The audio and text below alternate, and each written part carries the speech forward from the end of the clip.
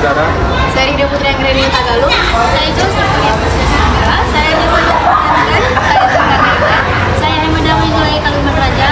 Saya Widian Zulai Tagalog. Saya Fiona Meolimpia. Saya Yogi Saputra Membentrobi. Saya Joshua Prima Matudam. Saksikan. Satu, faktor alih lahan dan penimbunan ilegal. Dua, pencemaran lingkungan dari limbah industri dan domestik. Nah, yang ketiga, kurangnya tata kelola dan minimnya masyarakat pengelola kepentingan dari masyarakat dan pemerintah. Eksploitasi dan ketidaktahuan masyarakat mengenai penebangan pohon dan pembuangan limbah.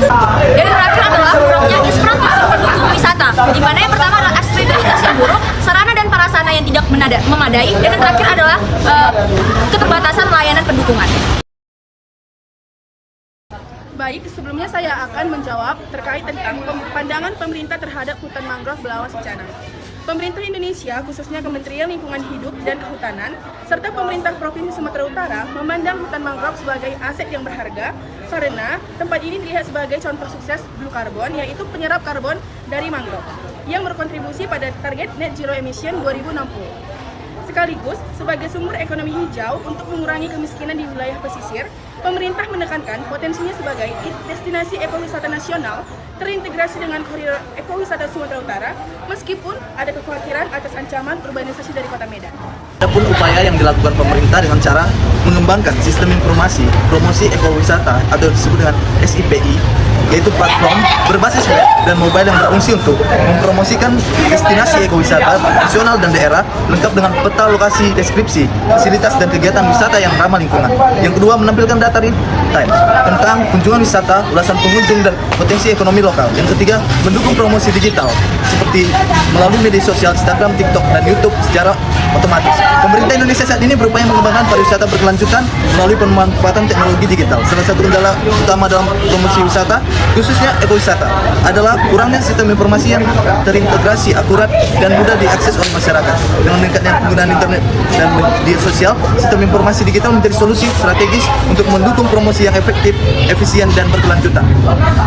Selanjutnya adalah upaya pemerintah Kota Medan bersama lembaga seperti Yayasan Gajah Sumatera atau Yagasu dan organisasi komunitas lokal melakukan rehabilitas dengan memahami dan menanam kembali mangrove di area yang telah terdegradasi menggunakan spesies asli yang sesuai kondisi ekosistem setempat.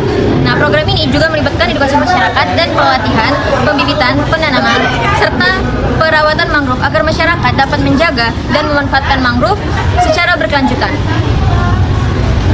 Juga masyarakat prioritas, mereka dilibatkan dalam pengelolaan hutan mangrove, membantu penanaman penghijauan, infrastruktur dibangun, pemerintah membantu serta mendukung pembangunan jalan akomodasi dan fasilitas lainnya. Sebelum adanya hutan mangrove, di jalan ini untuk akses ke ekowisata mangrove sangatlah susah. Lingkungan dijaga, pemerintah pengen melestarikan lingkungan dan sumber daya alam yang ada. Kami akan menjelaskan pertanyaan dari nomor 3, yaitu solusi yang dapat kami berikan sebagai mahasiswa adalah dengan yang pertama memberikan edukasi tentang teknologi yang berkembang. Contohnya dengan membuat akun media sosial seperti TikTok, Instagram, dan Facebook agar mencakup promosi yang luas. Yang kedua, membuat website atau iklan akan memudahkan para wisatawan mengetahui lebih banyak tentang keberadaan dan informasi tentang tempat wisata. Yang ketiga, pembuatan tiket digital yang dapat diakses dari sebuah platform agar lebih mudah diakses, terutama oleh wisatawan asing. Yang keempat, mengadakan kolaborasi atau kerjasama dengan platform ataupun organisasi tertentu agar lingkupnya semakin besar.